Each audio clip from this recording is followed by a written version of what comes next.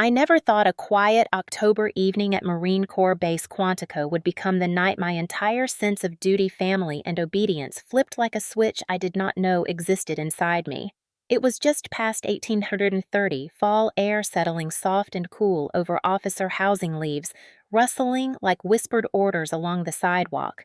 From the outside, our home looked like every other respectable military residence on base, the kind that smelled like pride and tradition and decades of polished brass. Inside, though, the tension was already there before I even sat down. My father, Colonel Marcus Lawson, moved through the living room like a man permanently carrying a parade field on his shoulders. Voice, firm posture, sharper than the crease on his uniform slacks even though he was off duty. He never really left command mode. Not with his Marines, not with his family, especially not with me. I had barely dropped my go bag after returning from a communications assignment at Camp Lejeune when he asked why I was late, like minutes mattered more than oxygen. I answered with the tone he trained into me growing up. Ma'am and sir by default. You do not disappoint a man who built his life on rank. Tonight was supposed to be a simple dinner. Little T. Colonel Harris and his wife already seated at the long oak table. Major Dorsey and his wife just placing a casserole dish on the counter. A civilian neighbor couple smiling politely trying to fit in. And me, the daughter trained to be the perfect extension of him. Except I no longer felt like that version of myself fit right. Plates clinked, glasses lifted, small talk about postings and budgets and deployments floated around to the table like well-rehearsed ceremony. My father bragged about my writing work at Headquarters Marine Corps, but his tone made it sound like he sculpted me with his bare hands and I never had a thought of my own. Every sentence shaped like a reminder I owed him everything. Every glance a correction. Sit straighter, Avery. You are representing the Corps. Even at dinner, he treated posture like a battlefield. I kept a calm face because Marines learn early that control is armor. Then it happened so fast it almost felt like memory instead of present time. A faint, unfamiliar chemical sweetness drifted near my plate, like something sharp hidden under perfume. At first, I thought it was nothing, but my training in contamination scenarios came back like muscle memory from that exercise in Camp Pendleton, when instructors taught us that danger does not shout at whispers. My eyes followed the source, and I saw Major Dorsey's wife lightly shake one hand under the table as if steadying herself. She did not touch her own serving dish. She avoided eye contact. Sweat glimmered near her hairline, though the dining room was cool. Something inside me tightened. That instinct Marines talk about but cannot quite explain. The one that wakes before logic. Growing up with a father whose voice could fill an inspection hall taught me to read shifts in a room faster than breathing. But he never imagined I might use that skill in defiance instead of obedience. I leaned toward him and murmured that I felt off. He did not even let me finish. Sit down, Avery. You will not embarrass this table. His voice did not rise, but the authority inside it landed like an iron plate.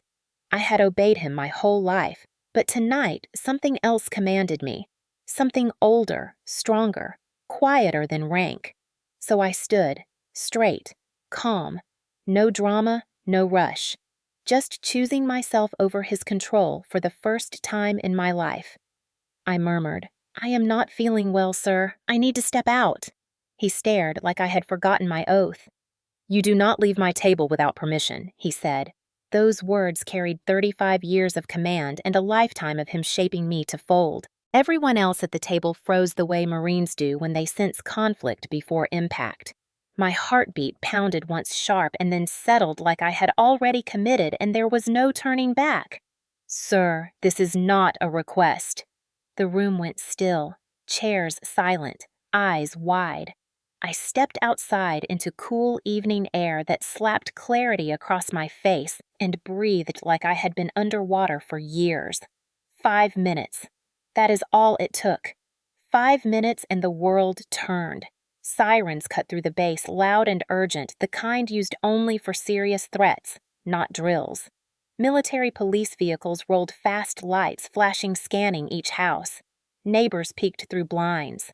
My phone buzzed my father's name, lighting up angry. The front door burst open. He stormed out, eyes burning with authority, wounded pride, and something close to disbelief. What did you do, Avery? You think you can walk away from responsibility? His words cut, but instinct held me still. Then his voice broke mid-sentence.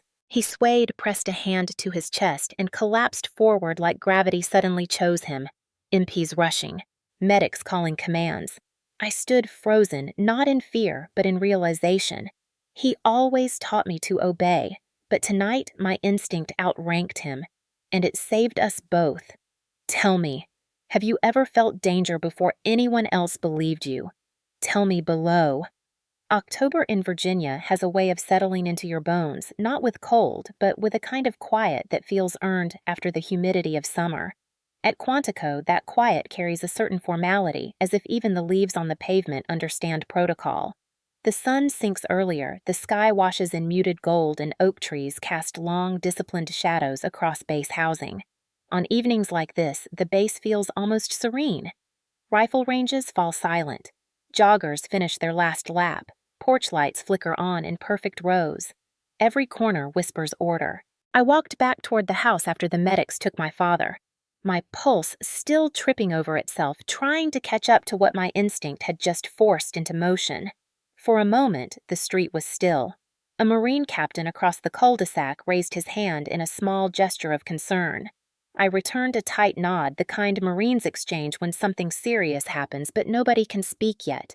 It is a kind of respect, or maybe fear, wrapped in discipline. The world felt suspended like the second before a flag drops to start a run. My childhood had been full of such moments, the ones where silence carried more weight than shouting. Growing up as Colonel Marcus Lawson's daughter meant every day was inspection day, even Sundays. I remember kneeling on the carpet as a kid, shining my little shoes while he polished his own, our living room echoing with the soft rhythm of cloth on leather and his quiet corrections. Chin up, shoulders back, feet together. He never raised his voice. He did not have to. Authority lived in his posture. Love in our house sounded like orders disguised as guidance, pride disguised as pressure.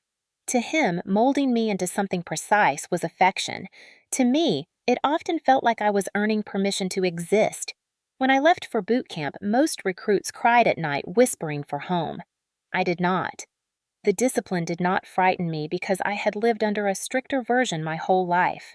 What shook me was the discovery that other people saw discipline as training, not identity. Other Marines had fathers who smiled at them without evaluating posture.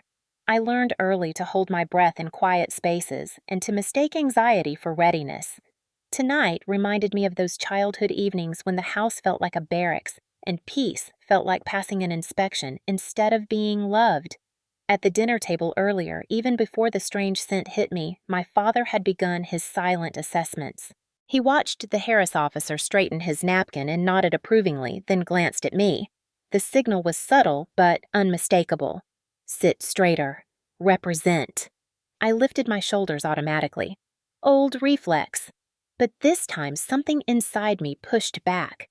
My back softened slightly. My breath deepened, and for the first time in my life under his roof, I did not adjust myself just because he thought I should. His eyes narrowed the smallest betrayal of displeasure. That moment was the first crack of the night. Not the scent, not the sweat on the guest's brow. The shift began when I chose breath over posture. It was then I saw it clear as a parade formation. My entire childhood I had thought love meant obedience. Tonight I understood obedience had been survival. When I stepped outside later before the sirens, the crisp air hit with that unmistakable Quantico clarity. I could smell pine-cut grass, a faint hint of diesel from a distant Humvee. Normal, clean, safe. Yet my spine tingled the way it used to during night field exercises when the instructors walked silently behind trainees just to see who sensed them. The instincts the Corps sharpened were born long before the Corps ever shaped me. They came from living with a man who believed loyalty was proven through compliance. My father once told me Marines do not get to walk away. Walking away tonight broke something older than tradition. It broke a rule that had never been spoken but had always been enforced. When I was a child and tried to express doubt, he would kneel, tie my bootlaces tighter, and say, "A Marine does not question. A Marine executes." But I was not a Marine then. I was his daughter, and he did not know the difference. Standing outside the house tonight, staring at the front door that had always been an altar to his expectations, I realized I had chosen instinct over training self over structure. And maybe for the first time in my life, I felt my pulse as my own. Across the street porch, lights flickered on one by one, and families sat down to quiet dinners. Children laughed faintly in a yard somewhere, a sound that felt out of place as medics rolled equipment and MPs secured the area. Even in crisis, Quantico moved with a steadiness others might mistake for calm. But I could feel the shift, not just in the base, but in me. Moments like this reveal truths in layers. First danger, then instinct, then cost. I knew there would be fallout, and not just in chain of command reviews or formal statements. There would be fallout inside my family. In the core, people assume battlefield scars hurt most. But emotional discipline cuts differently. It cuts quietly. I looked at the door, the same door I once had to stand in front of as a kid, waiting for his approval before going to school or training. Tonight, I did not need permission. Tonight, I had chosen to trust what he taught me only halfway. I used instinct, but not to protect his pride. To protect myself. Love should not feel like inspection, and for the first time, I wondered if I ever truly knew the difference. Tell me if you have ever confused obedience for love or felt safer outside your own home than inside it. The evening had begun with the kind of comfortable ritual that military families know by heart. A formal table dressed not in extravagance, but in order. Plates aligned. Silverware laid with that unconscious respect for structure that becomes second nature after decades in service. Low voices drifting through the dining room like the hum of a briefing room before a commander's arrival. We were all supposed to play our roles. Tea. Colonel Harris told a story about his last logistics inspection at Henderson Hall, using his hands the way Marine officers do when they are confident the room respects them. His wife laughed politely at all the right breaks. Major Dorsey shared a mild joke about a young lieutenant misplacing a radio at 29 Palms, the kind of humor that only Marines and their families understand as both amusing and deeply unsurprising. Everyone chuckled. My father offered one of his clipped nods, the kind that meant he approved the tone. He cared less about the punchline than the discipline in delivery.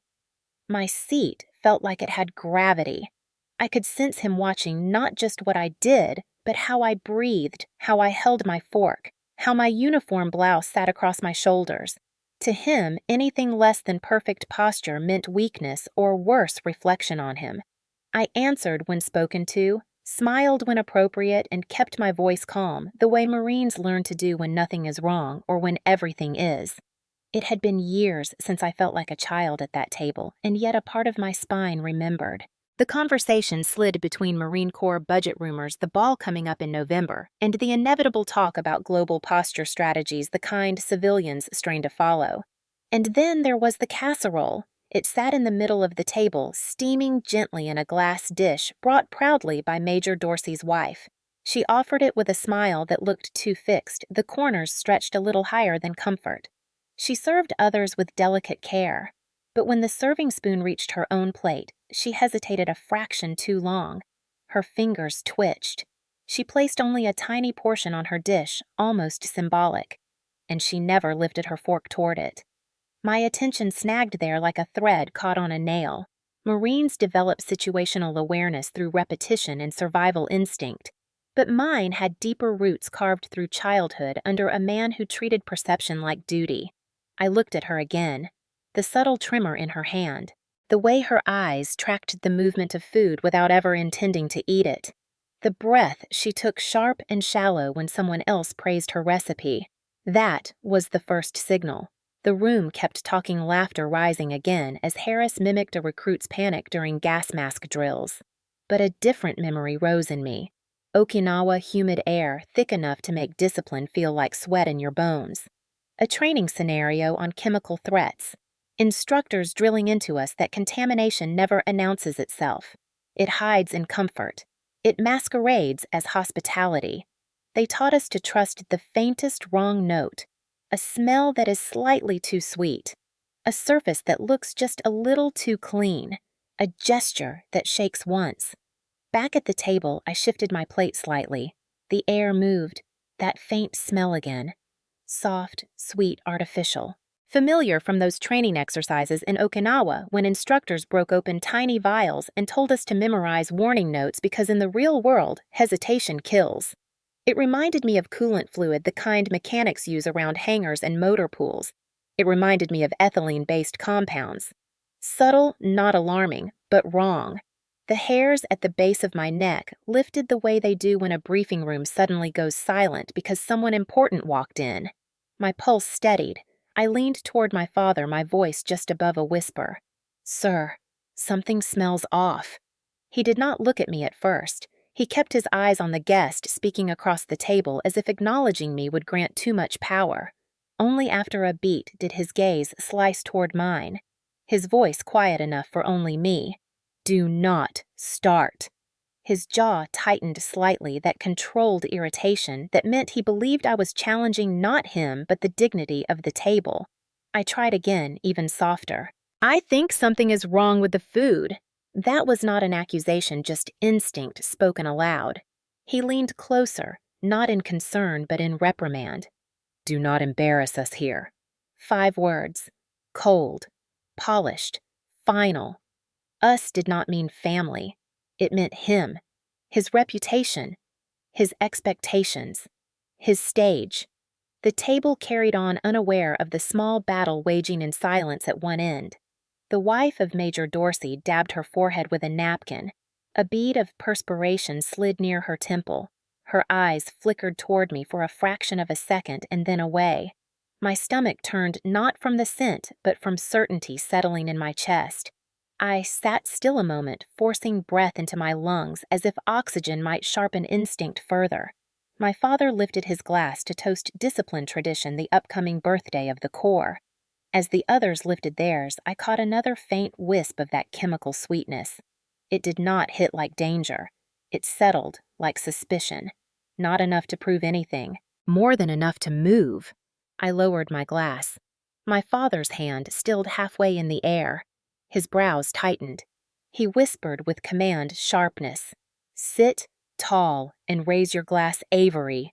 Show respect." That sentence carried decades behind it. I had spent childhood mornings polishing boots because a crease meant disappointment. I had navigated adolescence like a series of silent drills where emotional alignment mattered more than honesty. But tonight, instinct did not ask permission. It simply arrived steady and undeniable. I did not lift my glass. I did not correct my posture. I simply breathed, calm, present, separate from him for the first time in years. He leaned forward, just a hair. To him, that was shouting. His eyes hardened with a quiet warning, one I had obeyed my whole life. And still inside me, that training from Okinawa whispered louder. Danger does not always roar. Sometimes it sits right at a dinner table smiling. Sometimes the first signal isn't fear, but a scent you cannot place. Or a woman who won't eat her own food. Or a father who cares more about appearance than safety. Looking back, that moment was the pivot. The table talking, the dish steaming, my father commanding, and me realizing obedience could cost more than dignity. It could cost life. Have you ever noticed something so small everyone else ignored it, but you could not look away? Tell me. There comes a moment in every life shaped by command when following orders begins to feel less like discipline and more like disappearing. For me, it happened in the space between my father's raised glass and the faint, sweet tang still hovering near my plate. Approval had always been the air I breathed in that house. His approval, his pride, his acknowledgement that my existence reflected well on him. But instinct outgrew obedience in that second. It did not roar. It simply settled into my spine like truth. The first time I ever walked away from one of his directives, I was 9. I ran out of the garage during one of his perfect bootlace lessons because the vacuum of silence and precision suffocated me. He found me sitting by the curb staring at the flagpole outside our driveway and told me Marines do not run from structure. But I was not a Marine then. I was a child. Tonight felt like that memory grown up and armed with clarity. The table waited. Guests paused mid-motion, sensing that subtle rupture in the air. Even Marines who never admit they fear anything can sense when a hierarchy shakes. I stood slowly, not dramatic, not disrespectful, just intentional. My hands did not tremble. My voice calm. I need to step out for a moment. My father set his glass down with deliberate slowness. He smiled at the table, a performance smile, the kind that looks polite but is built to cut. He projected warmth to them, but his eyes locked onto me with steel underneath. "There she goes again," he announced lightly, as if commenting about weather. "Always running when responsibility rises." The room stilled. That sentence landed like a quiet slap disguised as charm. It was not just a reprimand, it was a public branding, a punishment for daring to act without his permission. He knew how to wound silently and surgically. Growing up under him taught me that humiliation can wear a gentle tone. In the Corps, we say quiet authority is the sharpest blade. So I did not react, not outwardly. Inside, though, I felt something click into place. Not rebellion, recognition. I had spent years mistaking respect for fear and devotion for control. But tonight, I was not a child trying to earn a nod. I was a Marine who trusted her training, and training said leave. I placed my napkin down, smoothed the edge once, straightened, calm, composed. The opposite of running. Leaving that table was not retreat. It was a march, a choice, a power move born not from panic but from certainty. "Sir," I said softly, "I will return when I am well." He leaned back slightly, assessing, calculating the appropriate level of disapproval. To him, protection looked like weakness, and instinct looked like insubordination. I walked toward the front door, not fast, not uncertain. I felt every breath steady itself as if my lungs finally remembered they belonged to me. I could feel every gaze on my back. Harris looked confused, Dorsey concerned. The wives exchanged quiet glances. My father's chair did not move. Years of command posture kept him anchored to control even as the situation slipped beyond his grasp. When the cool air hit me outside, it felt like stepping out of formation into open space. Crisp, real, mine. I inhaled fully like I had not breathed in hours. 5 minutes passed. A quiet moment stretched thin and electric. With every second, my instinct solidified. I did not second guess, not once. When the first siren tore across the base, it was not the sound alone that made my pulse spike. It was the confirmation. The noise bleated long, steady, and unmistakable. Not a drill. Not training. The kind of alarm used when something serious threatens readiness and safety on base. Porch lights snapped on. Doors opened. Boots hit concrete. MPs raced down the street in government vehicles, the lights slicing across the neat row of homes. One officer shouted for residents to stay indoors. A mother pulled her child off a porch swing and hurried inside. The neighborhood shifted from domestic quiet to alert posture in a breath. The second siren came quicker, louder, the kind that rattles windows and bone memory, the kind that reminds every service member what training is for. I turned slowly toward the house just as the front door flew open. My father stormed out, his face twisted not in fear, but in outrage. Outrage that I had dared act without his sanction. "Avery, what did you do?" he barked. His voice carried command weight even outside formal space. He advanced toward me as if authority alone could stop whatever was happening. Behind him, the guests spilled onto the porch confusion, now turning to worry as MPs jumped from vans and fanned out. I did nothing. I said quietly. I simply listened to what I sensed. He stopped a few feet from me, eyes burning. "Do you think you know more than your commanding officer? Do you think instinct outranks order?" He spit the words like they tasted bitter, and then everything slowed.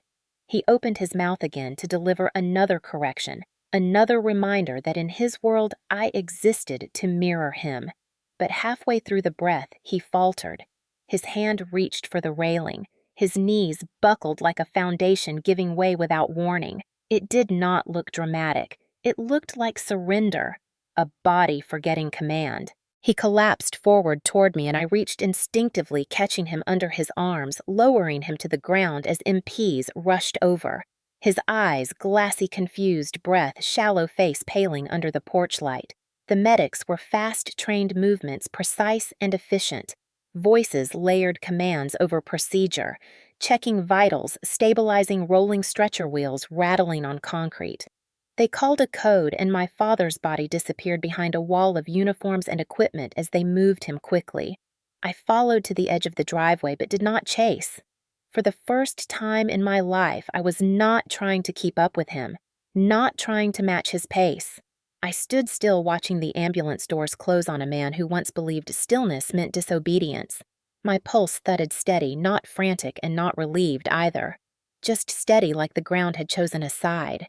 As the lights flared and engines roared to life, I whispered to myself without meaning to. I did not leave to run. I left to live. Sirens echoed down the street until they blended with the wind in the trees. The house behind me stood quiet and shocked, the dinner forgotten. I lifted my chin, not in defiance, but in clarity. Sometimes loyalty looks like obedience. Sometimes it looks like standing your ground when everyone expects you to kneel. Have you ever chosen yourself knowing someone would call it betrayal? Tell me. The emergency department at Naval Medical Center Quantico has a particular sound. It is not chaos. Chaos would imply lack of control. Here, everything moves with a sharp, purposeful rhythm, like a drill practiced so many times muscle memory does the thinking. Nurses glide more than walk, clipped commands and calm tones cut clean through fluorescent air monitors hum with quiet authority. If battlefields are noise, military hospitals are pressure held in a steel fist. I stood near the intake double doors, my boots planted hands still. Not shaking, not restless. Just still the way you stand when every second is a verdict you cannot influence. A corpsman brushed past me carrying supplies. Then a nurse called for an airway cart. Then someone paged cardiology. I heard but did not absorb. It all felt a little underwater. In training, they tell us in emergency situations you either act or you freeze or you feel. Tonight, I seemed to do none. I simply existed in a suspended space where instinct had already done its work and emotion had not yet caught up. My father disappeared behind curtains and machinery and medical code language the moment the ambulance doors opened. They did not ask questions. They moved. They secured his airway. They checked vitals. One doctor murmured signs of cardiac distress likely triggered by toxin exposure. Toxin. The word hung like a flag you never expect to see, waved in your own family. I stayed in the waiting zone, but Marines do not sit when they are bracing. I remained standing, shoulders back, not by obedience this time, but to keep my spine from collapsing under the weight of what I already knew. The antiseptic smell pulled up old memories of field hospital drills in Okinawa stretchers, rolling through dust students practicing calm on borrowed steadiness from instructors. I had practiced this setting 100 times. I just never imagined the patient would be the man who built half my spine out of order and pressure. A nurse approached politely, eyes firm but kind. They are stabilizing him. He is responding to treatment. That was all. No comfort, no softness, just information. The military way. I nodded once. My mouth tasted metallic like adrenaline lingering without a fight to finish. Minutes stretched into shapes. 1, then 10, then 20. The clock moved, but time did not feel real. I heard footsteps heavier, more frantic than the disciplined stride of staff.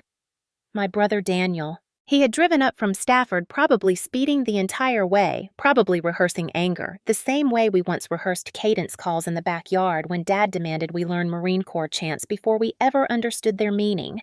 He spotted me instantly.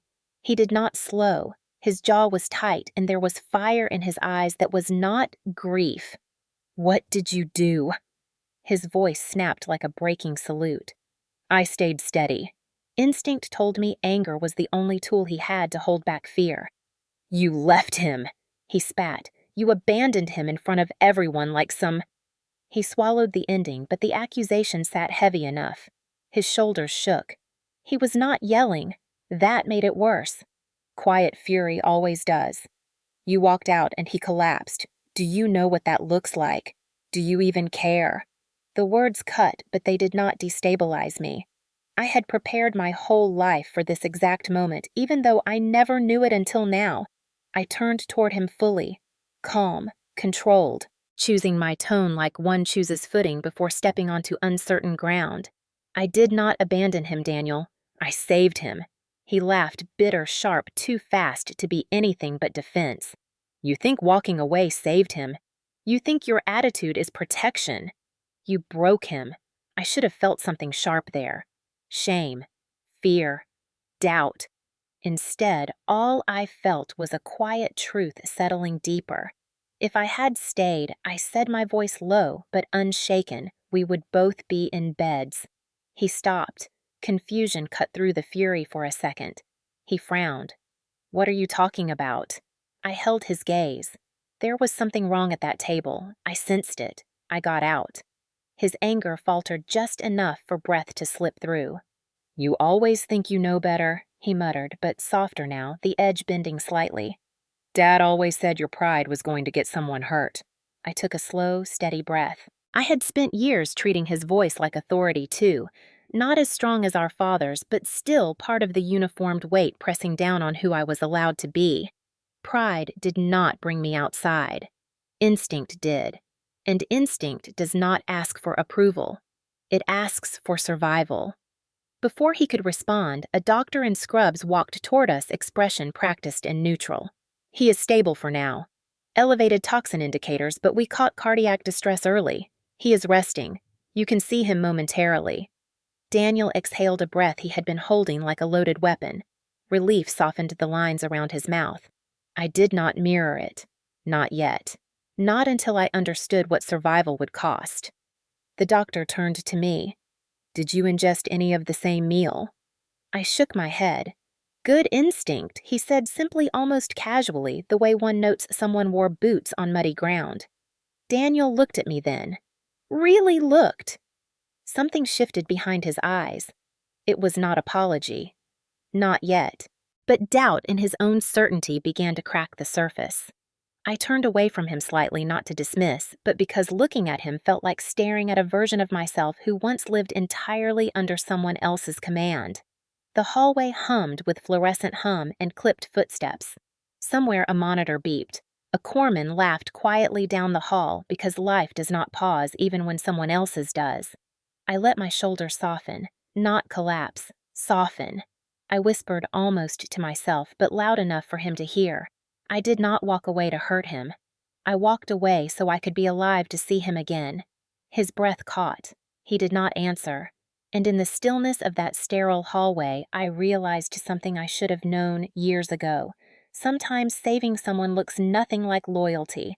Sometimes it looks like leaving the room before the world falls apart. Have you ever been blamed for protecting yourself first, only to learn later that instinct was your shield? Tell me.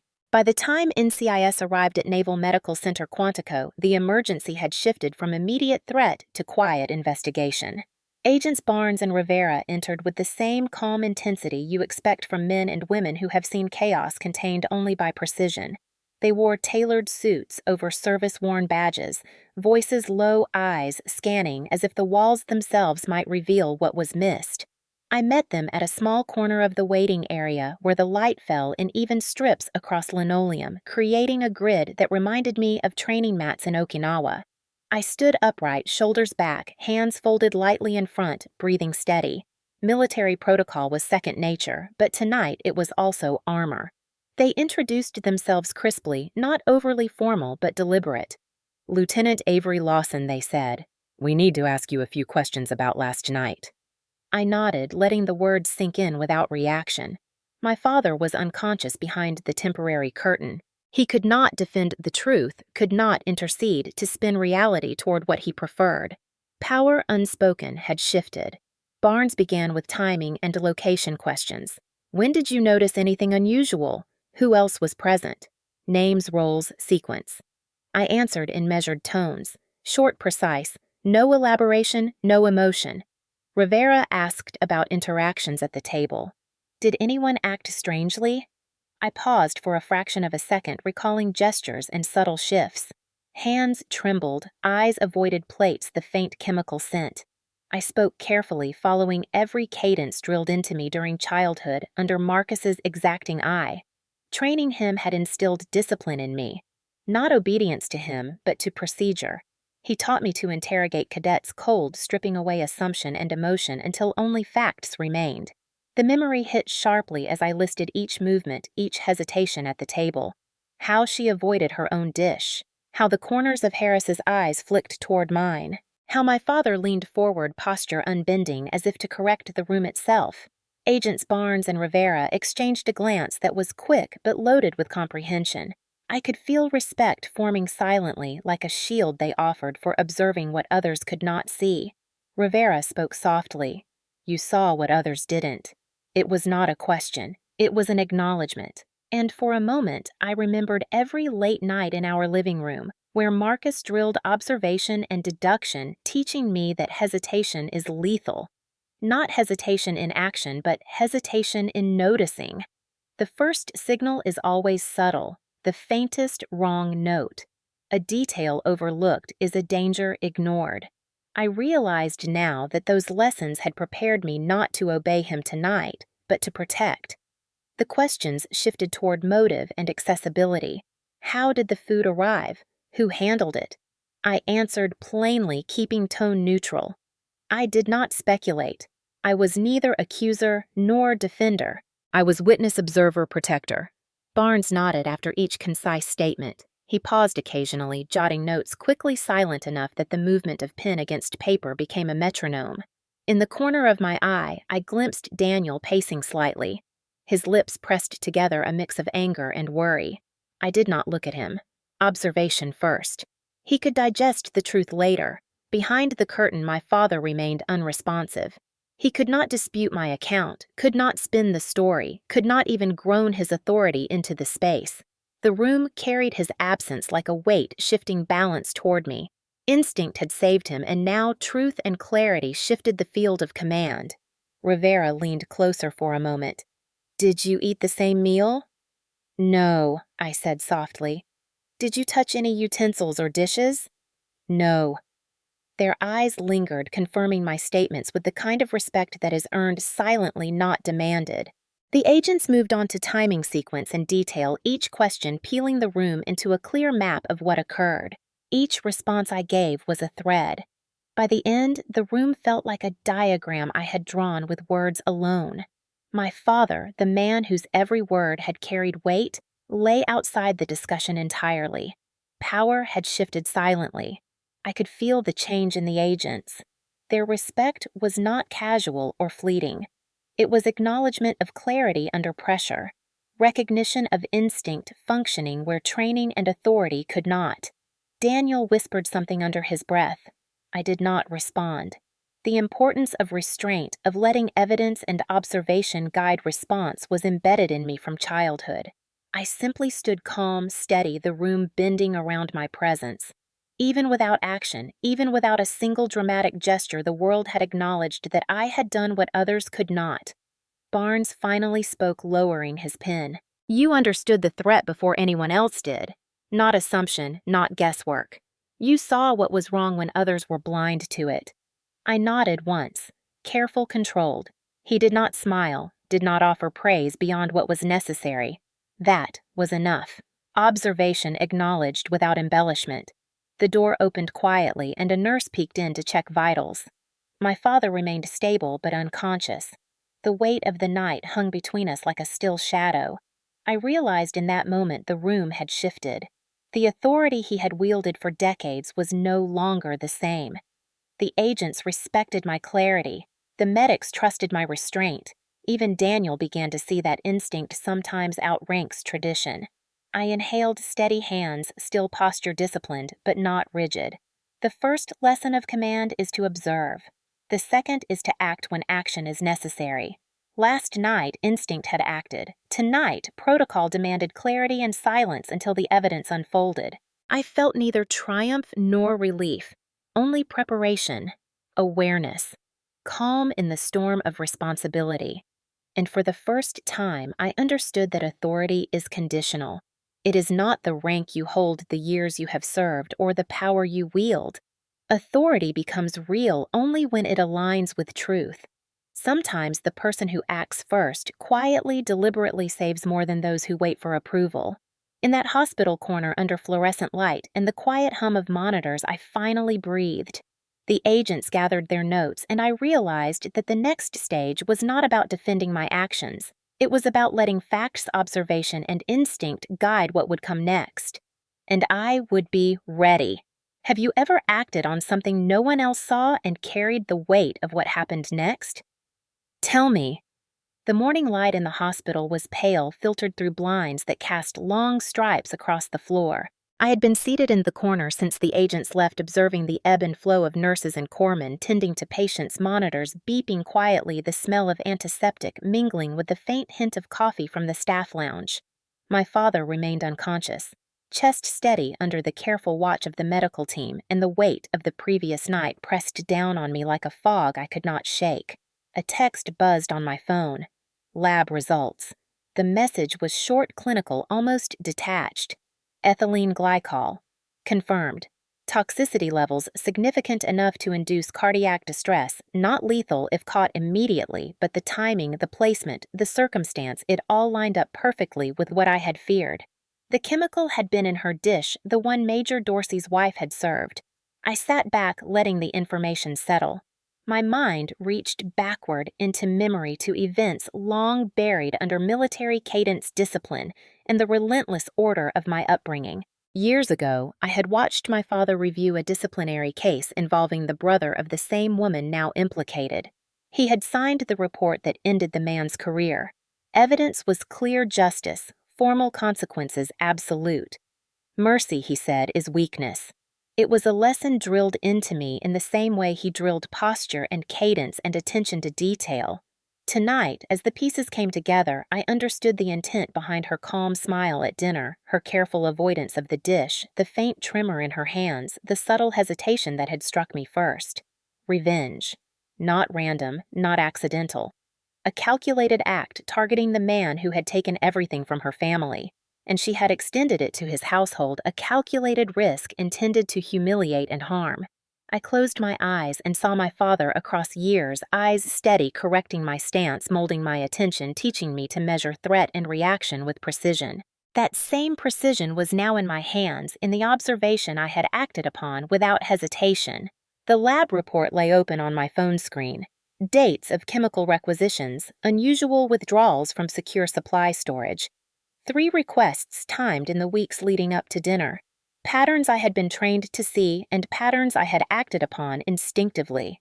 No one else had noticed. Not my father, not the guests, not even the medics. Only I had perceived the faint, almost imperceptible warnings that pointed to the danger. And yet, even with clarity, I hesitated briefly, as if weighing the moral compass drilled into me from childhood against the necessity of action. Mercy is weakness, my father had said. He meant in the context of command, in the context of discipline, in the context of battlefield survival. I whispered under my breath, a silent acknowledgement and rebellion simultaneously. Maybe not tonight. Tonight, mercy would not serve her, nor allow me to stand by. I reviewed the chain of events again in my mind, like a mental map of cause and effect. She had wanted attention, humiliation, retaliation against a man who had long since signed the papers that ruined her brother's career. Every careful gesture, every skipped bite, every smile that did not reach her eyes, it was evidence. I had internalized it at the dinner table, but only in the safety of observation could it be confirmed. The toxins were there, the intent clear, and the threat real. I felt the shift in power settle quietly in my chest. My father, unconscious, could not defend, could not correct the narrative. Authority that once had defined every moment of my life in his presence now leaned toward me, a subtle acknowledgement of truth that required no words, no declarations. I walked slowly to the small counter where the lab printout lay among sterile folders. I traced the lines of data with my finger without touching memorizing details. Dosages, timing, chemical composition, patterns of procurement. Everything aligned. She had planned this meticulously down to the faint chemical odor I had caught first. My mind went back to the dinner room, the subtle twitch of her hand, the pause before placing the food, the delicate avoidance of her own serving. That was the first signal, and I had acted on it. But now, I saw the full picture. I was not imagining danger. I had been right. I had saved him. And the thought of acting again, not in obedience but in instinct, filled me with quiet resolve. The medical staff moved efficiently, checking vitals, updating charts, moving with smooth precision. I stayed in my chair, shoulders relaxed but ready mind alert. The room hummed with activity, but my focus narrowed to the lines of evidence, the pattern of threat, and the realization that the danger had been personal, calculated, and directed.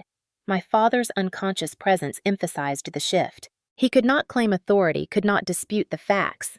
Instinct had taken command where obedience alone would have failed. My fingers traced the edge of the lab printout again. I whispered to myself, not in fear or hesitation, but with certainty. Maybe not tonight. Tonight, survival required clarity, action, and trust in what I had learned under his eye. The toxins confirmed the threat. The motive confirmed the connection to the past, and I, trained, disciplined, and observing, had acted. Power had shifted quietly, deliberately in the silence of hospital lights and procedural murmurs. The truth was undeniable. The calculated act of revenge had been revealed, the weapon neutralized by nothing more than attention training and instinct.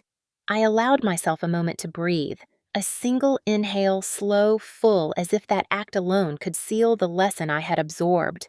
Instinct, observation, and deliberate action had outperformed assumptions, ego, and authority. And in that quiet space, I understood fully what my father had meant all those years ago. Mercy is weakness, but precision, awareness, and courage in action are strength. I leaned back in my chair, eyes steady, knowing that when he woke, the narrative would be mine to present. And when the time came, there would be no misinterpretation, no accusation, no question of who had acted correctly. Tonight, instinct and preparation had triumphed. Tonight, I had survived, and in that survival, so had he. Have you ever discovered a danger no one else recognized and acted when it mattered most? Tell me. When my father finally opened his eyes, the world shifted again, but differently this time.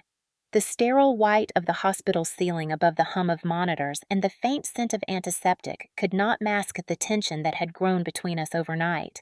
His gaze was unfocused, at first glassy, trying to gather control over a situation he could not yet comprehend. Slowly, recognition surfaced. His lips moved, the first words hoarse and rough, as if scraping the weight of authority through a throat that had not yet forgiven disobedience. "You disobeyed me," he said. Every syllable carried decades of command, expectation, and paternal weight. I met his eyes unflinching. "I saved your life," I replied softly, deliberately. Not in triumph, but in fact. That statement hung between us, dense and immovable, like a tide that had carried both our histories to this point. He blinked, chest rising and falling unevenly, trying to inhale authority back into himself. Gratitude was expected, yet he could not deliver it. Not in this moment.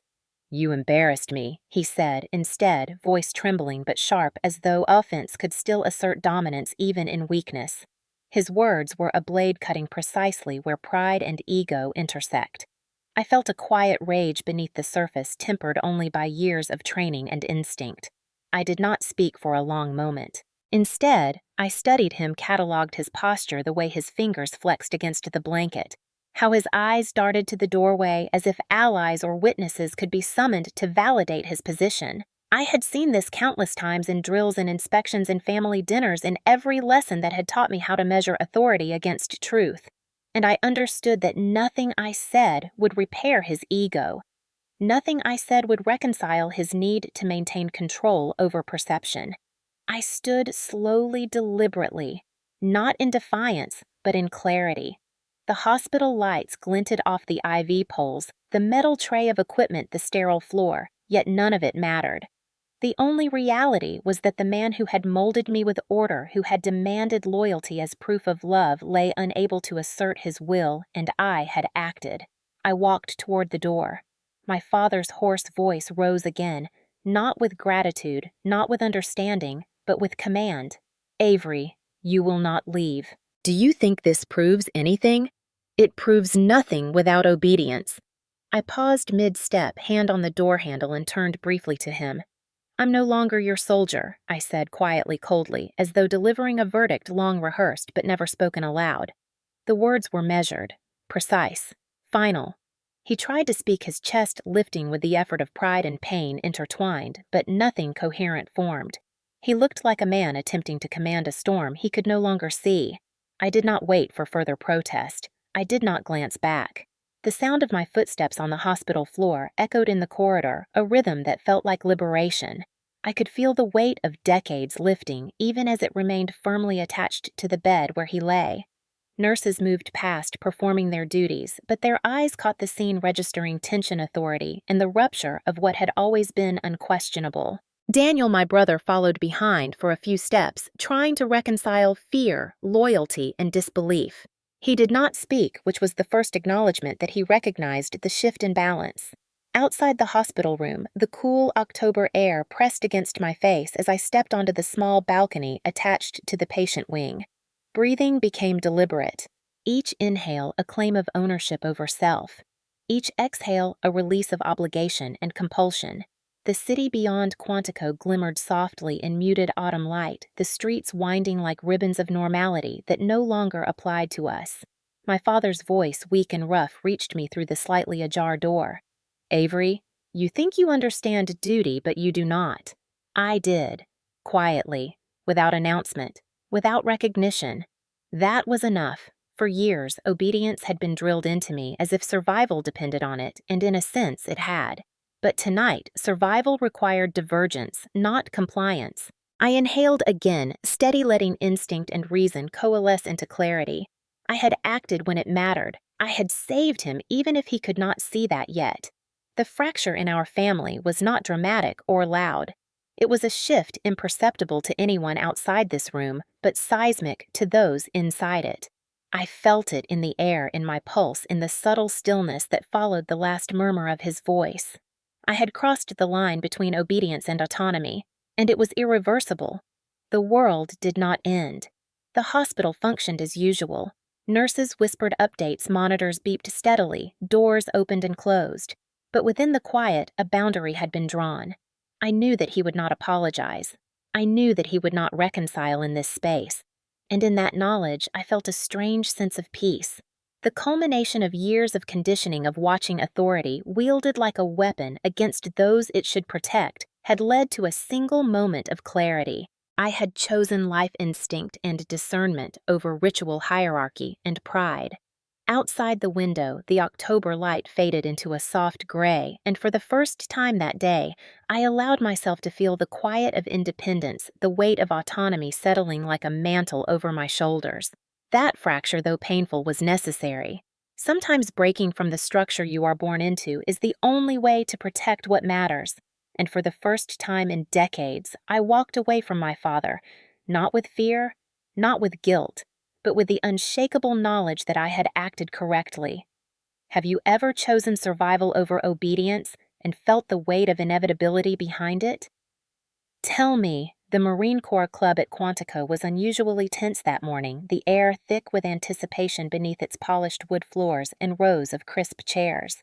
Officers and spouses gathered for the scheduled base briefing, unaware that the usual announcements would be overshadowed by an incident far more personal than any policy update or training recap. I walked in quietly, shoulder-squared uniform, immaculate each step, measured like the cadence of a march I had learned as a child and honed as a public affairs officer. Cameras were already set, lenses glinting, focused not just on protocol but on the faces that might carry storylines for hours, if not days. I could feel the collective gaze before I even reached the front row. Whispers traveled along the back rows. "Did you see her arrive? She looks different." I did not respond to the attention. My focus remained forward. NCIS agents Barnes and Rivera were seated off to the side, expressions unreadable but approving in that subtle way that only trained observers can convey. The commandant took the podium first, voice steady, resonating across the room with the precision of military training. He outlined the purpose of the briefing. A tampering incident had been detected, protocols followed, and immediate actions had ensured safety. His tone was factual, devoid of emotion, but the eyes of every officer tracked my father as he shifted uncomfortably in the third-row suit jacket, slightly rumpled hands pressed into his lap. A murmur ran through the crowd, subtle but perceptible. As the details of the chemical contamination were confirmed, the threat had been contained, no casualties beyond minor exposure. NCIS praised the response, and though the words were measured, their gaze briefly found me acknowledging that observation and instinct had been critical to preventing disaster. My father attempted to rise, voice raised politely but insistently, an attempt to reclaim narrative, to reposition authority, to remind the room of his decades of service and the weight of his name. He opened his mouth, began the rehearsal of words he had perhaps prepared for years. And I spoke first, deliberately, calmly, letting every word land with precision. Obedience didn't save this room. Instinct did. The sound of my own voice felt different than it ever had before, soft but resonant, controlled but undeniable. The room went silent, a hush that pressed into every corner like a physical weight. Gasps, subtle and collective, traced the edges of seats. Eyes widened, not in shock at my presence, but at the clarity of the truth being delivered, the audacity of someone speaking fact where protocol might have demanded restraint. I gestured lightly toward the NCIS agents. The facts speak for themselves. Procedures were followed. Threat was neutralized because observation acted where assumption failed. Every word, surgical, removing emotion, yet exposing reality. My father's hands clenched lightly in his lap, jaw tight. He could not interject without interrupting a wall of evidence, eyewitness acknowledgement, and procedural corroboration. Cameras clicked, capturing posture, expression, and subtle moments of recognition. Officers leaned forward, absorbing the layered message. The threat had been real, instinct had been decisive, and the unflinching observer had acted correctly. There was no melodrama, no flourish, only clarity. Spouses exchanged glances, some subtle nods of relief. NCIS agents glanced at each other, nearly imperceptible acknowledgement, then returned to their notes. I continued recounting calmly the sequence of events. Observation of unusual behavior, detection of chemical scent, immediate response, and communication with medical and command teams. The factual delivery left no space for embellishment or interpretation. My father shifted again, attempting to rise, but the room's focus remained trained on me, the narrative no longer under his control. The commandant's voice returned to close the briefing, reinforcing the professionalism of the response, while subtly highlighting the critical role of intuition and precise judgment. I stepped back slightly, eyes scanning the room, shoulders eased, but posture still disciplined. Recognition settled in quietly, not as applause or fanfare, but in the silent acknowledgement of truth prevailing over assumption and authority, untempered by awareness. This was a hero moment without spectacle. Quiet, dignified, undeniable. The room exhaled collectively, a subtle relaxation in posture, soft nods, restrained smiles. I could see NCIS agents briefly exchange the small smirk of approval only insiders share. My father remained seated, restrained by circumstance, unable to reclaim narrative, a muted witness to the outcome he could not influence. Every officer in the room understood what had occurred without being told. In overt words, the situation was prevented. Authority had been challenged and proven incomplete. Instinct had saved the day. I straightened further, exhaled slightly, and allowed the weight of truth to settle. Obedience was a framework. Instinct was life. The quiet dignity of the resolution radiated through the rows, cameras rolling but never capturing the interior clarity that had been established. This was a moment that would be discussed, reflected upon, and respected without need for dramatics. The briefings would continue, the daily operations of Quantico would resume, but the subtle lesson was embedded: observation, awareness, and courage, exercised without fanfare, can redefine authority. Have you ever stood in a room where your voice could shift perception without raising it above calm clarity? Tell me. After the briefing, the crowd dispersed slowly, murmurs trailing behind like echoes of tension. Officers and spouses returned to offices, lounges, and cars, but the weight of what had happened lingered, pressing against walls and under ceilings as if the building itself acknowledged the shift in authority. I remained near the exit, observing briefly, noting the tight smiles, the sideways glances, the subtle nods of acknowledgement that my actions had prevented disaster. My father did not leave. He lingered in the shadow of the hallway, jaw, clenched shoulders, stiff eyes, scanning for a chance to reclaim some fragment of control.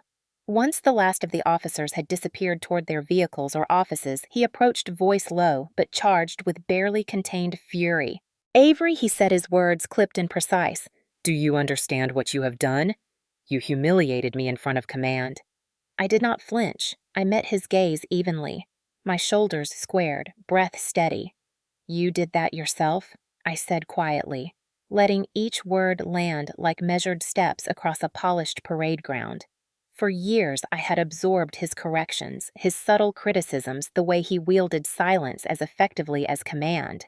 Tonight, the roles had reversed, and I felt the gravity of authority shift without need for declaration.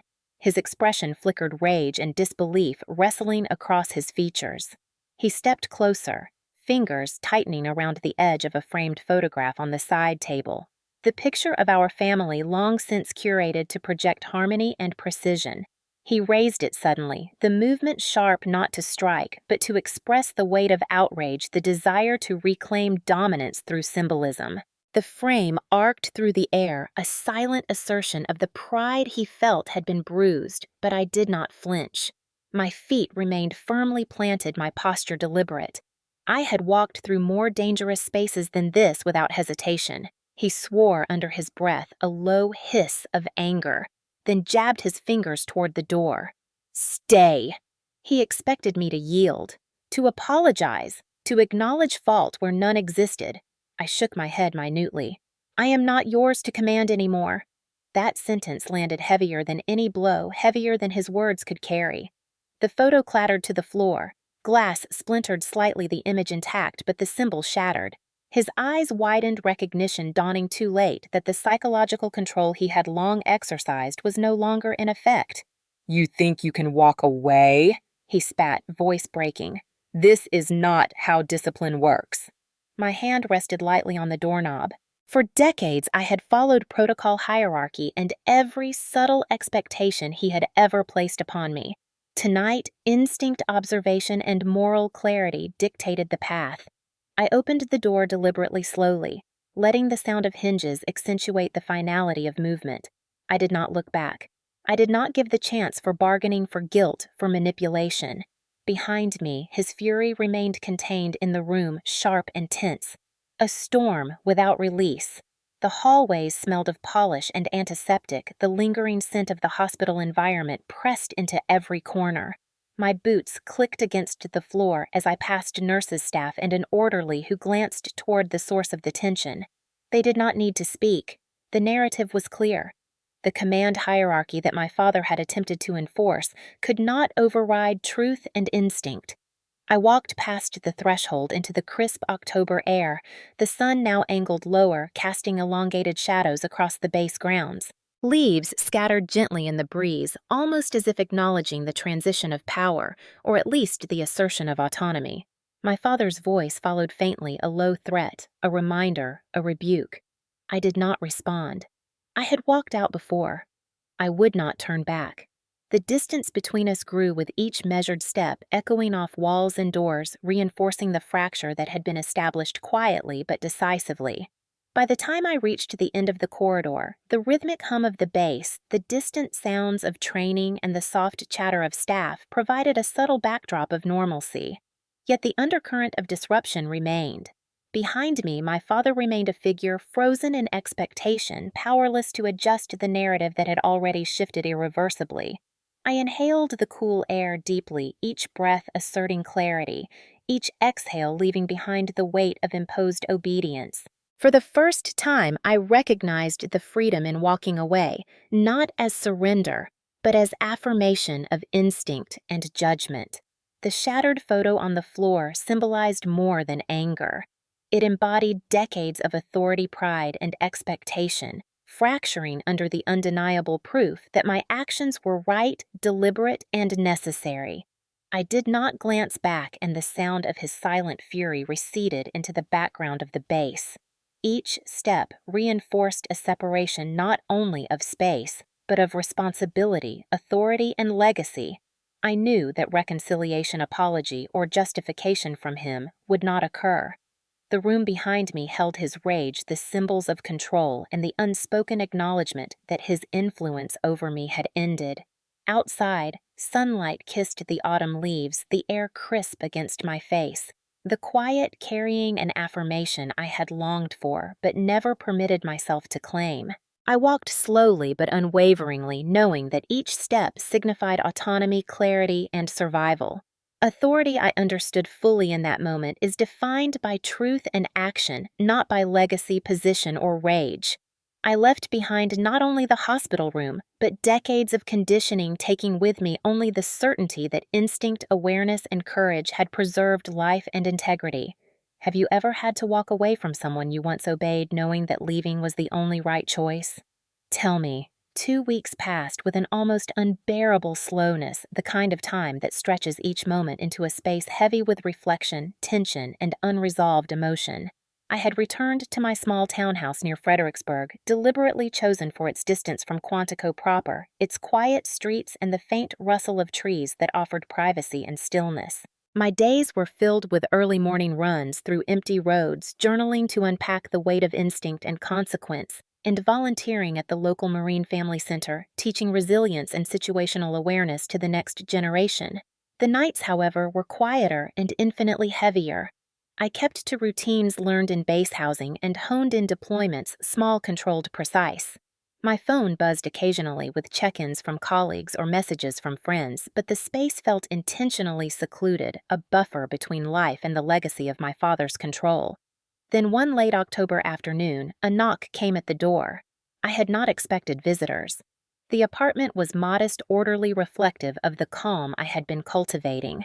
I opened the door just enough to see who it was, instinct alert, posture measured. There he stood. Marcus Lawson, my father. 58 years of Marine discipline folded into a figure that looked smaller, weaker, pale, and yet still armored in ego. His eyes scanned my expression quickly, attempting to gauge the balance of authority and regret.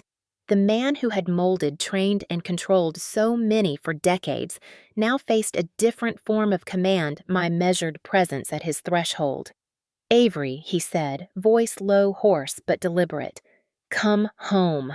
We'll forget this happened. Apologize." Each word carried the weight of a request, a plea, and a command all at once. I studied him carefully, letting the pause linger like an unspoken negotiation. My hand rested lightly on the edge of the door, steady and unmoving. Instinct and years of judgment told me that the power dynamic had shifted irreversibly. "You think you can undo what is done," he added, desperation leaking just slightly around the edges of authority. But I had learned the limits of obedience and the value of self-preservation. I looked him directly in the eyes, calm, measured my voice steady but low enough to enforce quiet control. "I do not heal where I got hurt." The words dropped between us like a carefully folded flag, precise and undeniable. A flicker crossed his face, a mixture of disbelief, recognition, and the first real exposure of vulnerability I had ever witnessed in him outside training or command. His shoulders slumped slightly, the armor of decades cracking under the weight of accountability, remorse, and power lost. He opened his mouth to respond, to argue, to plead, but the line between command and consequence had been drawn. My stance, posture, and controlled breath made any protest irrelevant. He swallowed, hard lips pressing together as if trying to compress pride back into shape, but the emptiness behind his eyes betrayed him. Marcus Lawson, the man who had taught me discipline, authority, and obedience as a reflection of moral strength, now stood facing the limits of those very principles, confronted by the outcome of instinct over rank. I closed the door halfway, leaving a sliver of space, a threshold, a reminder, a literal and figurative barrier between the past and what I would permit going forward. His expression faltered, mouth opening slightly, voice trembling, the first real trace of emotion he had displayed toward me in years. I did not move to comfort him. I did not soften my tone. The action itself, standing firm, closing the door gently, became a testament to quiet justice. The sound of the door settling into place carried a finality that words could not add. He did not strike, he did not shout, he did not attempt to physically reclaim authority. He could only process the immovable fact that he had been denied the chance to manipulate the narrative to demand obedience or to assert ego over reality. Outside, the faint rustle of autumn leaves and the distant hum of traffic carried on as if nothing had occurred, but inside, a seismic shift had taken place. I exhaled once slowly, letting the tension leave my body in a controlled, deliberate motion. The apartment was silent, private, contained. For the first time, I allowed the weight of victory quiet, calculated, dignified to settle. I had enacted justice without drama, without spectacle, without the need to humiliate beyond what truth and circumstance had already accomplished. My father's emotional collapse was complete in that half-second window, and I did not intervene. That was not cruelty. That was clarity. Cold, precise, moral clarity. Authority can demand obedience, but it cannot dictate instinct. Respect can be requested, but it cannot be enforced where judgment has already acted. Instinct, preparation, and truth had converged to create consequence. Outside the window, the late afternoon sun slanted through the trees, casting long shadows across the floor and signaling the finality of this chapter. I walked to the kitchen, made a cup of tea, and allowed a quiet sense of resolve to wash over me. Nothing was loud. Nothing was celebratory. It was just right, just earned, just the acknowledgement that survival, moral clarity, and careful observation could outweigh decades of inherited authority. No words needed to be spoken aloud. The silence carried all necessary weight. Sometimes justice is not dramatic. Sometimes it is measured deliberate and contained in small gestures, the halfway closing of a door, a refusal to provide comfort. The unshakable recognition that instinct and truth can transcend imposed authority. I sipped my tea slowly, feeling the balance of power finally settle where it belonged. Have you ever confronted someone you respected who wielded authority over you for decades and chosen the quiet path that asserts your own strength? Tell me. Moving into the small townhouse near Fredericksburg felt like stepping into a world I could shape entirely for myself, one where the air did not carry the weight of my father's expectations, where silence was not measured against judgment, and where every object, every corner could exist without scrutiny. The street was quiet in the early morning, lined with maple and oak trees that had begun to shed their leaves in neat orange and gold patterns, the smell of fall crisp in the air. Dawn runs became a ritual, a way to reclaim rhythm, to feel my legs move for reasons other than compliance or approval, to breathe in a freedom that had been absent in the perfectly regimented halls of base housing. Each step on the pavement, sneakers meeting asphalt with muted thuds, became a meditation, a form of therapy in motion. Therapy sessions, separate from running but complementary, allowed me to parse the long hours of instinct, fear, and responsibility that had defined the last weeks. Talking to someone trained to listen, to recognize trauma without judgment, gave voice to memories I had buried under decades of expectation. The dinners, the instructions, the subtle corrections disguised as guidance, the cold discipline of authority, and finally the relief of acting on instinct. I began journaling again, a habit abandoned during deployments and intensive assignments, filling pages with meticulous recounting of moments that had shaped the choices I had made. Observations, emotions, lessons, and failures all laid bare in ink and thought, a private archive of survival. Volunteering at the local Marine Family Center became another layer of reclamation.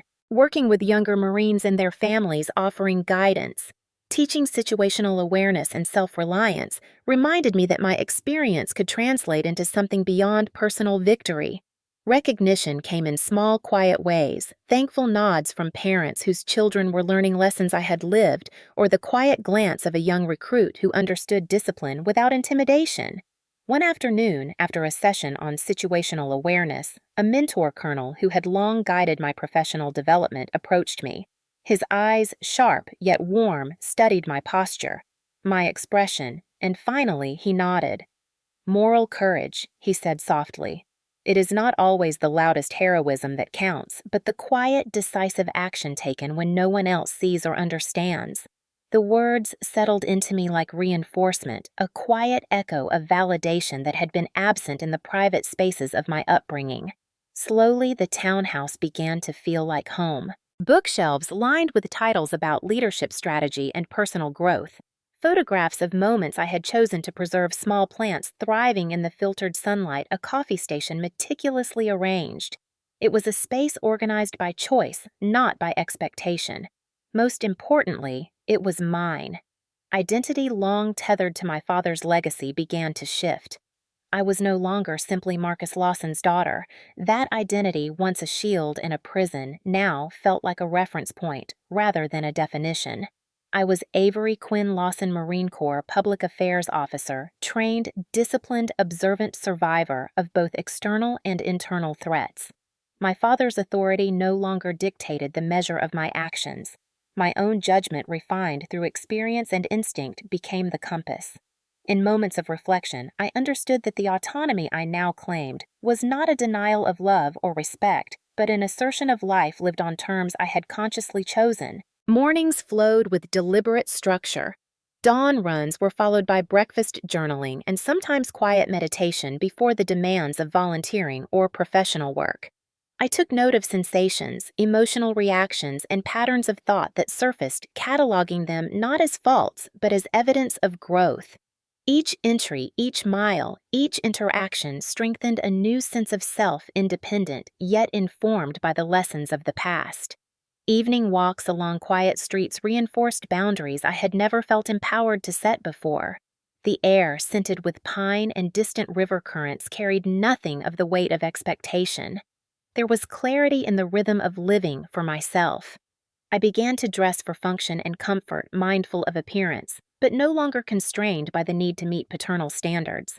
Even my Marine uniform, now hanging in a space I controlled, felt like a tool of identity I could wear with pride on my terms rather than as a symbol of compliance. I reflected often on the difference between obedience and instinct, authority and responsibility, loyalty and survival. Mentors, peers, and colleagues affirmed the alignment of my professional and personal choices, quietly acknowledging that the courage to act decisively, even against the hierarchy of family, was rare. Over time, the townhouse became more than a refuge.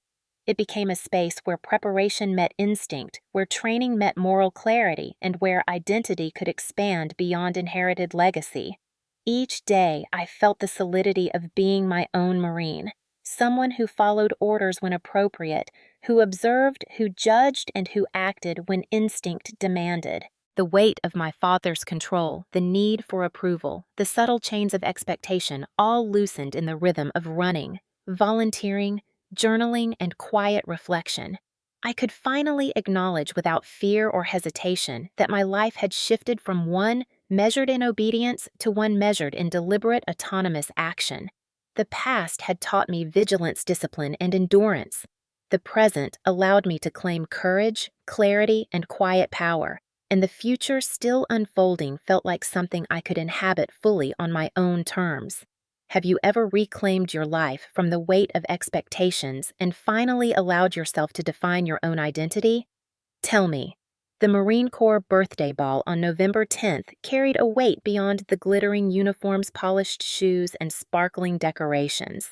The ballroom at Quantico had been prepared with meticulous precision, flags aligned, tables spaced evenly, lighting softened to highlight the formality of tradition without overshadowing the gravity of the evening. I entered alone, boots quiet against the polished floor, uniform impeccable medals in place, but heart calm in a way that only comes after endurance and clarity. Whispers moved through the crowd as I walked past clusters of Marines and their families. Younger officers and enlisted Marines noticed my presence. Subtle nods acknowledging not rank, not accolades, but the quiet courage and instinct I had displayed weeks before. Some gave brief salutes. Some just met my eyes and offered a tilt of the head, understanding the story without needing words. My father attended as well, alone, his suit jacket immaculate, his posture rigid, but the air around him softened slightly as people glanced in his direction.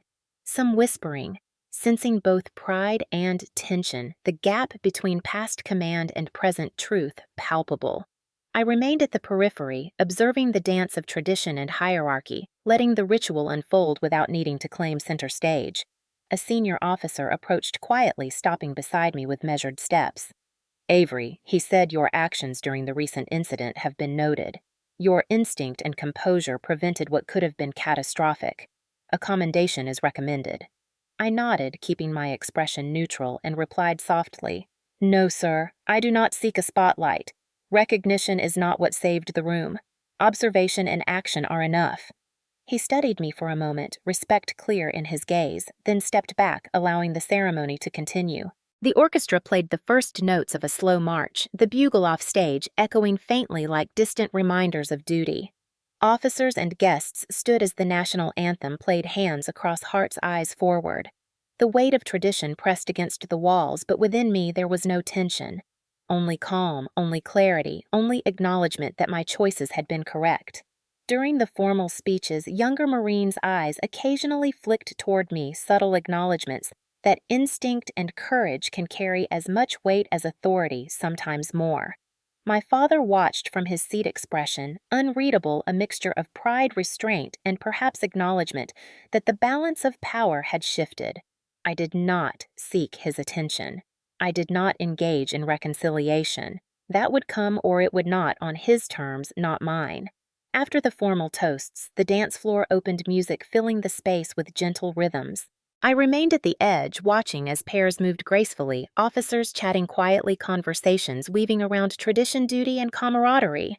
In the pauses between melodies, whispers reminded me that the story of the incident had traveled across the base, subtle but persistent. Eyes followed me briefly, some with admiration, others with curiosity. I moved with deliberate steps toward the exit once the last formalities concluded. The cold Virginia air greeted me as I stepped outside, a sharp contrast to the warm glow of the ballroom. Breath formed small clouds that disappeared into the night, a visible reminder of life movement and clarity. I paused at the top step, hand lightly touching the collar of my uniform, feeling the weight of responsibility, tradition, and instinct converge. "Authority earns obedience," I whispered under my breath. The words, steady and deliberate, a mantra built from years of observation and training. Instinct earns survival. The bugle sounded faintly in the distance, a single note stretching across the quiet base, echoing the end of the ceremony, the conclusion of tradition, and the permanence of choice. I watched the mist of my breath fade, aligning with the stillness of the trees and the quiet hum of night traffic, knowing that my life, my identity, and my actions had been claimed on my own terms. The hallway of the base receded behind me, the ballroom emptied, the lights dimmed, and for the first time in years I felt the complete weight and relief of autonomy, survival, and moral clarity. I inhaled deeply once more, steadying myself, aware of every sound, every shadow, every echo of footsteps that faded into the distance. The night was cold, precise, and quiet. My uniform, a symbol of service, discipline, and instinct, felt like an extension of that clarity. The bugle note lingered, a final reminder that some lessons are heard not in ceremony, but in the choices made between tradition and truth. Have you ever stood in a moment where instinct and duty converged, leaving clarity, autonomy, and quiet victory in their wake? Tell me. Sometimes the smallest decisions define the largest moments in our lives. I had spent decades following orders, absorbing authority, learning that obedience was a reflection of worth, that alignment with expectation meant safety, approval, and survival within the lines of command. Yet in that moment, in the quiet flash between scent and action, instinct spoke louder than rank, louder than legacy, louder than fear. The choice to step away from the table, to trust my perception over tradition, to act without seeking permission, became the pivot that saved more than a life. It preserved integrity, autonomy, and clarity in a world often ruled by hierarchy and pride. If you have ever felt the pressure to comply, to yield to someone else's authority at the expense of what you knew to be true, you understand the tension that rises in your chest the moment when loyalty conflicts with survival. That tension is not a weakness. It is a signal, a whisper that demands attention. Listening to it can be terrifying because it might isolate you, make others doubt you, or even bring the wrath of someone who believes their word carries the weight of truth. And yet, when you act, when you trust the instinct honed by experience, training, and observation, you align with something far deeper than obedience. You align with life itself. I want you to consider the courage it takes to step forward, to act when those around you cannot see the threat, to trust the quiet voice that speaks through subtle signals, faint smells, micro expressions, or hesitation that others dismiss. That voice is often drowned out by expectation, by authority, by the desire to belong. Yet when heard and honored, it can prevent tragedy, reclaim dignity, and illuminate the path to quiet justice. You are not alone if you have ever been punished, blamed, or questioned for following what your instincts told you. You are not alone if standing up for what you knew to be right brought conflict with those you respected or loved. Your experiences, like mine, teach lessons that transcend the immediate moment. They shape the way you respond in the future, how you prioritize safety awareness and moral clarity over fear of repercussion. I invite you to share your story, no matter how small it may feel, no matter how quietly you acted. Someone reading it might see the same signs you did, might feel validated, might gain courage. Our instincts, our attention to detail, our willingness to act on subtle truths are what protect us and the people we care about. Every narrative matters because it strengthens the collective awareness of those who live under authority, tradition, or expectation, showing that courage often appears in the form of quiet, deliberate action. If you were ever punished for trusting your instinct, you are not alone. If you acted in silence unseen and made a difference, your story deserves recognition. Share it below. Tell me how you listened, how you acted, how you preserved life integrity or truth when others could not. Your experiences matter. Your voice matters. And in that shared acknowledgement, we find not only validation, but strength to trust ourselves again. Have you ever felt danger before anyone else believed you? Have you ever acted quietly, deliberately, and changed the outcome without seeking applause? You are not alone. Take a moment. Tell your story below.